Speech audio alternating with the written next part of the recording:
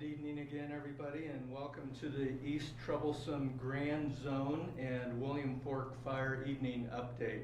Again, we'll follow the similar format as we have done in previous evenings. We'll start off with our incident commander. He'll provide a quick fire update and status, and then we'll move on to the Grand County Sheriff to give a brief statement on the evacuation statuses and the like. And then we'll end with a few questions and answers. So I'll hand it off to Noel.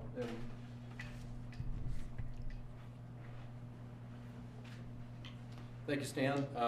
Good afternoon, everybody. Appreciate you joining us this evening for an update. Today was a very busy day. We started off the day with a weather forecast for, again, red flag warnings with high winds with the passing cold front, which we did experience throughout the day, and low relative humidities, which fortunately I think weren't quite as low potentially as they could have been. The rest of that forecast, something unique in my career, is the winter storm warning for this evening. So it's been an active day, and of course it's continuing to change. Relative to the fire, we've had a very good day on the fire. Very active suppression day, I'll say, all the way across the south and east flanks, particularly East Troublesome Fire, and some activity showing up that hasn't been in place on Williams Fork, but and I'll talk about that in just a second. But from a fire spread and an impact perspective, a good day for the firefighter and a good day for the community, I think. I'll go ahead and go around the fires. Let me start with Williams Fork just real quickly. We did, again, pick up some activity on what we've been calling the spot, right up in this general area. We've had fire activity there ever since we've been here, and I think probably for the past week or so. We've been checking that activity by air, primarily bucket work from helicopters. With the winds today, we weren't able to take any checking action, but on the other hand, the wind really didn't hurt us. There was some smoke coming up there, a little bit of fire movement, but no significant movement. And the key is the fire did not make it down to the bottom of the drainage, nor get across this line that you see, which is essentially a prepared road. So fire is still where we want it, within the box we want to keep it in, and all is good at this point on Williams Fork. Moving over to East Troublesome, again, a very good day for the firefighter and for the community on the Grand Zone. I'll talk briefly about the Thompson Zone as well, but specific to the Grand Zone, starting over here on the west, good containment maintained all the way across the western flank of the fire, where we have dozer, hand line, roads connected, that sort of thing. Same sort of thing, we don't show black along this edge, but what's gone on here is there's some line prepared in some places. There's what we call cold trail, i.e. down in the lighter grass and sage fuels, where the fire has basically gone out and the crews have gone through, frequently using their hands, just to confirm that that's a cold black edge. There's a lot of that type of sort of thing coming across, and there are some areas in some of these drainages where there's a little bit of fire spread continuing, but not a problem. So overall, this edge looks very good all the way back down until we get fairly close to Highway 40. There was one spot fire that showed up along Highway 40 this afternoon. Crews got on that rapidly. That was turned in, and people were able to respond quickly. Both engine hand crews and helicopter were able to work on that. So that was a good thing. Coming all the way across the rest of the southern side of the fire above Granby, no issues with the fire edge there. All that held well today throughout the wind event. Same sort of thing coming north up toward Willow Creek Reservoir and Table Mountain, no issues reported. Moving on up, and particularly around the structures all the way up to Grand Lake, crews and particularly the structure engines were working throughout the neighborhoods, the subdivisions, amongst the residents, providing structure protection. There was a question about what does structure and point protection mean. Crews are going in, putting out any fire close to the structures, making sure that there's no potential for fire to spread into or around structures, taking the opportunity to connect cold black to cold black, put that fire edge out where they can. So mopping up where things continue to smolder after the fire has burned through that might pose a risk to structures. So that's the sort of thing that the crews are really working on all the way across this piece of ground. That's going to take a while. That will continue, and I'll talk about the weather we're anticipating tonight and what that means for us. But that will continue for a number of days to ensure we have that area in a safe condition, so that we don't lose additional structures and it's safe to be back in that area. Our objective obviously is to get the community and the residents back into their homes. Continuing on up around Grand Lake, yesterday we had a burn operation to cut off any fire spread from trying to come around and kind of come in the backside of the Grand Lake community. That burn went very well. Today we're continuing to mop that up, making sure that doesn't pose any additional threat to the community of Grand Lake. That operation proceeded well. Moving on up to the north, on up Highway 34, crews worked along the edge. You can see this odd looking finger. Fire has actually just spread up parallel to the road system, and the road system is essentially checking most of the easterly spread. A couple areas it's come across, and then there's a road right about here that has come to and stopped. And so crews are working along that to provide protection to some improvements there, and then they also got out ahead to prep some of these facilities that are further on up the road in the national park, in case we saw a significant fire spread off this uncontained northern edge of the fire. So there was quite a bit of effort focused there. Coming around the north side of East Troublesome, we did not have anything staffed. We did have our air attack up, keeping an eye on that throughout the day. There was some movement around with the winds in the timbered fuels, but I won't say any significant movement. Nothing unexpected, and nothing that caused any concerns in this area or concerns further north as we get back up closer to private ground. Kind of wrapping on around into where I started on the west side again. That was the flank of the fire. Winds were on this throughout the day. No significant spread of concern. I did want to mention, obviously, so we've talked from the crest west is the Grand Zone. From the crest to the east is the Thompson Zone. This portion of the fire in this map isn't quite up to date. Has grown significantly throughout the day. It is threatening the Estes Park area. The Cameron Peak team, Rocky Mountain Team 1, has been working this fire. They're actively engaged in a very aggressive firefight right now, about right here, to check fire spread that's trying to get down into Estes Park. So they've had a very long day, a very tough day. Last report, I did talk to their IC. They were just starting to get a little bit of precip on the fire with the front coming through, so that's great news. And they had just completed a burnout. There are really two fingers. They just completed a burnout on the northern finger successfully, so they were happy with that. But they're not out of the woods by any means. A lot of active fire spread there, with the community certainly still at risk. So this was the most active fire portion of East Troublesome today, particularly as it related to values at risk today. Let's see, acreage-wise for both sides, as of noon, we're up around 191,000 acres or so. Up 15,000 acres or so from yesterday. 10,000 acres from yesterday. I think we grew about 15 acres over on Williams Fork.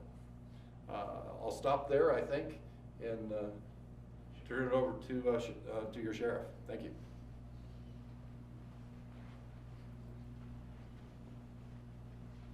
Good evening, everyone. Brett Troutland, Grand County Sheriff. Once again, the question remains on reentry. We're receiving multiple inquiries about that, and I want you to let you know that our staff is working very hard on figuring out the exact plans for that. Those plans are very complicated. There's a lot of stakeholders involved in that process, but the number one thing it comes down to is we still have active fire on the west side of Highway 34. We have active fire surrounding the town of Grand Lake, and little hot spots that are popping up all over the place. And so until we can actually get this fire to the point where we feel safe for reentry, that's our number one goal. Is we need to continue working to protect those structures that haven't been lost, continue to protect those areas in there, and it's time intensive. It takes time for that to happen. It takes time for that to be secured. And really this weather hopefully is gonna help us. But until that case, we can't make any decisions on reentry. Now what I can tell you is there are tons of plans in place that we're working on to work on that reentry process. Those are ongoing, constant meetings, constant decisions between fire departments, EMS, sheriff's office, police departments, utility providers, the state. There's a lot of stakeholders involved in those decisions, and we're making those decisions, coming up with the very best plan. The big thing is winterization. A lot of people are talking to us about winterization. This is a little different fire season because we're fighting fire now, and we're gonna have, critical weather day today, or, red flag day today, and then weather change tonight. And so there's a lot of new things that are coming with this fire. Obviously, a few days ago, 100,000 acres growth has brought a whole new world of challenges, and this is just another one of those challenges. And so rest assured that we are working towards that process. One other misconception I want to reiterate on here is that the town of Granby is status. It's not under evacuation status. There was a very few amount of homes on the north side of Granby that were placed into evacuation status, more to those rural outlying areas. But the town itself remains in pre-evacuation status, not evacuation status. So I think that's super important. So going back to basically reentry and repopulation process, a gentleman we have here from the state, Mr. Trevor Denny, he's the field services manager from Colorado Office of Emergency Management. He needs to sneak away to another reentry meeting, but I want to make the introduction to him real briefly, and then I'll be back to take questions. Thank you, Sheriff. As you said, my name is Trevor Denny. I'm with the Colorado Office of Emergency Management. The Sheriff asked me just to kind of spend a couple minutes talking about what the state's emergency management's role has been in the East Troublesome Fire, and maybe what to expect in the upcoming days and weeks. So first and foremost, I'd like to say that we have been standing alongside the county and the community since the beginning of the Williams Fork Fire, now into the East Troublesome Fire. Our primary role has been to this point supporting of the Emergency Operations Center, helping to assist in coordination of state resources in support of evacuation and sheltering and other human needs. But now as we're talking about reentry, we'll begin to shift some focus into some of the things that we'll need to do prior to being able to allow folks in their homes, which are conducting damage assessments. So in the next few days, we'll begin ramping up teams that will be begin planning around damage assessments of impacted communities, evacuated areas. This will be done in conjunction with the Sheriff's Office and the incident management team as we need to ensure that it's safe for us to enter into those areas as there's still active fire as well as weather. After conducting those in coordination with the Sheriff and being able to allow residents back into their homes, our State Recovery Task Force will then begin to ramp up and begin to provide resources to homeowners that have lost homes or other needs that they may have. So that's what we'll be working on over the next few days and weeks. But the most important thing is to stay connected to the county's information sites.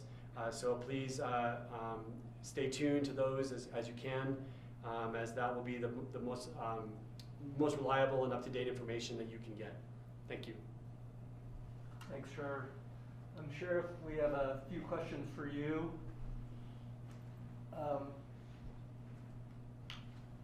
Can you address the decision to shut off power on Sunday to all houses that have wells? So that decision is made through the power company. If the IC has anything he wants to add to that, I can let him add to that. But basically that's a safety mechanism in place as our crews are in there working in the area, just to make sure that we don't have additional fire spread or things like that. So maybe I'll let him touch on that. But okay, why don't we go to these next two and then we'll have Noel come up. Will turning off power prevent thermostats from working and keeping pipes from freezing? Maybe that should be addressed to an engineer, I don't know. But yeah, that's not going to be a good sheriff question for me, but I'm sure we can find someone that can answer that. And finally, are calls starting to be made to owners on assessed structures in the evacuated areas? So that's a really good question that I can answer. So at this point, there is not. As we mentioned, there's still a lot of active fire in there. We've moved crews around throughout the day trying to get in there and figure out which structures are actually damaged and which are not. That is a very detailed process, as we mentioned before. We want to make sure that we're providing correct information as far as which properties are actually damaged and which are not. I do have some good information to share that I think is important, is that the fire impact is on the west side of Highway 34. And at this point in time, there are no known structures on the east side of Highway 34 that are damaged, except about 6 or 7 miles up, there's a couple in there. But as far as moving basically from mile marker 8 up to the Grand Lake area on the east side of the road, that entire section up in there by the South Firehouse and stuff has all been ruled out. So hopefully that can put at least some of you at ease when we kind of redefine some of these areas. One more, Sheriff. Can you address evacuee reentry process from let me state that again. Can you address evacuee reentry process form on the Grand County Emergency Management site? Sure. So we created a form on that website that basically documents your information, so that we do have that information to contact you. So if you do believe that your home is within that burn area, especially the west side of Highway 34, working your way up towards the National Park, I'd recommend that you go onto that gcemergency.com website, and on that website you click on the evacuation form. That documents your information for us and actually allows us a little better information to contact you when the time is right. Thank you, Sheriff. Thank you. Noel, have a few more questions for you as well. We'll go to that question about turning off the power. You bet. Anytime on wildland or a structure fire, one of the greatest hazards to firefighters are some of the utilities, whether that's a gas line or a power line. When we have that wildland fire coming into that situation, we want to de-energize those lines. Obviously, power poles can burn, lines can come down and be energized, which prevent crews from moving in or out, as well as obviously pose a risk to crews. And then certainly, if there's a structure fire, you want to get the fire off to the house before crews either make entry or even work on the exterior of a house. So that's the reason for de-energizing the system. In this case, of course, it was a broad, looking at the map, a broad area that was at risk with fire down into the community. And so it was necessary to de-energize a large area.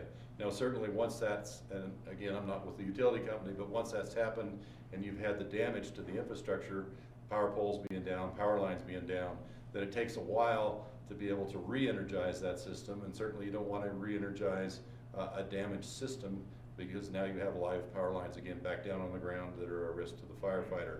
So you've got to allow the utility companies to work through there, ensure their system is back up and running before you can turn the power back on. No, it was very, very windy today again. Were aircraft used? Good question, and I'm sorry I missed that one earlier. We tried early this morning and were unable to fly aircraft. We did fly one aircraft out onto the Williams Fork spot fire that I talked about earlier. The pilot got out there and just could not safely do bucket work, so we had to bring that ship back and land. Now about midday, wind let up a little bit, and we did use aircraft along Highway 40, that spot fire that I mentioned. We were able to get aircraft in effectively there. So it was windy day. That's very tricky for helicopters in particular, particularly when they're down low trying to drop water. You think about the gusts and whatnot that you feel when you're on the ground. That pilot is trying to deal with that same thing 100, 200 feet up in the air. And it's a risky business. But we were able to fly a little bit this afternoon. Retardant was not an option, nor was it needed today for the fire activity that we saw. Well, stick with the weather-related question. How will the snow affect our firefighting efforts and or the fire? Gotcha. Again, tonight is a winter storm warning, so we are hoping, fingers crossed, that we get significant snow tonight. The snow will certainly bring up the humidities, dampen any fire spread. We don't expect tomorrow to be a situation where we would see any significant fire movement. In addition, that's moisture that's available to the fuels. Those fuels can start absorbing some of that moisture out of the snow, which removes them from being available for combustion. You know, that's essentially what happens after a rainstorm or a snowstorm. In terms of our operations for tomorrow, it may hamper some of our ability to move some of our structure engines around, just because they're not really equipped sometimes, it depends on the vehicle, to access some areas. In other areas where access is good, we'll certainly have those resources in around and continuing to mop up. When you get moisture, whether it's snow or rain or anything else, in this case it'll be snow, that's a great opportunity for crews to use that moisture and mix it in and put out those heat sources that are around a house or along the edge of a containment line to reinforce those containment lines. So to the degree we can, we'll take advantage of that. Given that it's snow, there may be some safety elements that we have to take into account. Rain we love, snow is good, but it may impact just how driving, obviously. So we're gonna have to be careful there. What you'll see tomorrow morning, if there's significant snow, is we will lead out with our leadership. We'll get out into areas and make sure that we've got the right resource in the right place to engage tomorrow to get the work done and get it done safely.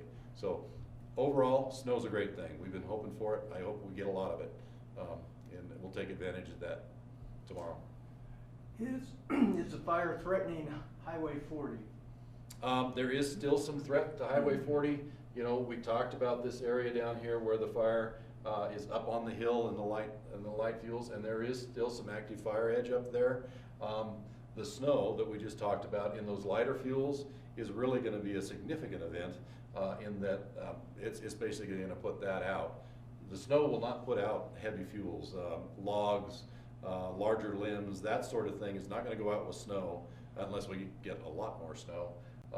But it will put out grass, it will put out sage, that sort of thing. So that is really going to check any hazard to Highway 40, particularly for tomorrow. I think that's going to take that corner of this fire out of play entirely. Up in the timbered areas, the snow is not going to put the fire out, but it is really going to put it on pause. And we anticipate really taking advantage of that pause to get this condition where your homes are in a place where we can start talking about reentry, as the sheriff addressed earlier. Can you talk about the lines being laid down around Grand Lake? I'm assuming those are fire lines, and what's going on with that? So around Grand Lake itself, as I mentioned, we did a burnout around particularly the east side of the lake, and there is a fire line that we burned off there. Throughout these communities, some of these we're using roads, in some places we're connecting road to road, in some places we're connecting cold black to cold black. As you know, as we got closer to Grand Lake, there are areas where there's more of a meadow vegetation and whatnot that extends out to the west. And the fire burned more in a spotty manner there, so we've connected where fire has gone out in those meadow areas, through the timber to the next meadow, that sort of thing. So it's a mix. You won't see one continuous straight fire line around that area. It really does weave in and out of the community and in and out of the houses as we piece that together. And forgive my pronunciation, will the fire cause Beathard Pass to be shut down? I'm not sure if I pronounced that right. Sheriff, can you help me with that one? You got it. You mean just take it? The answer is no. The answer is no, it will not. All right, good quick answer there. Is natural gas on in Grand Lake? The natural gas company is working on valves and repairs necessary to get natural gas on. At this point, from my information, and this is actually a sheriff's question, but it's not at this point. It's not on, but I saw multiple trucks up there today working. Okay, I kind of stole the sheriff's answer there, but multiple trucks working today. I know they're working on, along with the other infrastructure, trying to get that back in place. Again, another question about power, where it's on or off, and when will that happen? Basically, probably want to know when they will go back on. You want to take that one? Sure. All right, you have me again for the next question. So there's basically three different infrastructure items that we at least need to have, which is obviously the Excel, the Mountain Parks Electric, and then water and sanitation. And so all of those different municipalities or special districts are working in these areas to try to get things up and running. And so they've been active in the field today. I haven't heard any updates since this morning, but they are continuing to try to review their infrastructure, like I said, review power lines. You know, I talked to the water district today, and they were trying to figure out some of their pump stations and things like that. And so each of those municipalities or special districts will report back to us when they have some findings, and so we're just waiting to hear back on those. All right, thank you. Thank you. No, just a couple more questions. You talked about cold black. What does that mean? Okay, yep, sorry to use firefighter vernacular there. What we're talking about, when a fire moves through and burns the surface fuels, you end up obviously with charcoal on the ground and a black edge. When that edge is cold, and frequently that's in a grass fuel, but it could be in timber litter, but when that's cold, i.e. there's no more heat in it, that's just referring to cold black. So when I say we were connecting fire from cold black to cold black, basically meant we had an area of fire that was burning around between two other areas that had essentially gone out. And so we would just connect that area that had gone out with a line across the fire edge to the next area that had gone out. And for the area that had gone out, doesn't need a line, it's not burning, and it can't reignite. So that's what I meant by cold black. Sorry about that. Good question. What is the current containment percentage? About 4 to 5%. Now that number is going to go up significantly tomorrow, particularly as we get weather and look at what's the condition of this fire across really the southern flanks of the fire and these finer fuels. I anticipate that containment to go up significantly tomorrow.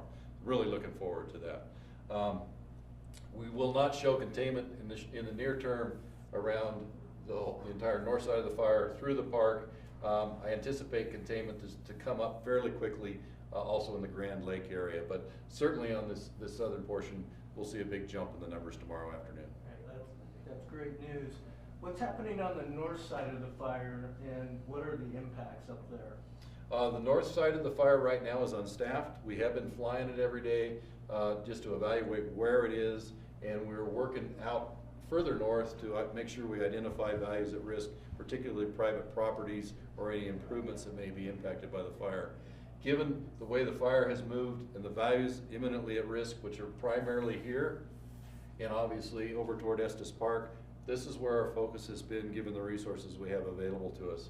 The northern side of the fire is burning on National Forest in those timbered stands with that heavy fuel loading of beetle-killed lodgepole pine, and is continuing to consume in those fuels as it's pushed to the east, but kind of chews its way north on the flanks. Our primary concern, longer term, then are going to be these improvements in private lands that are further to the north, about the top of the map. Don't know, and I hope the fire doesn't get that far, but that's our next primary value at risk.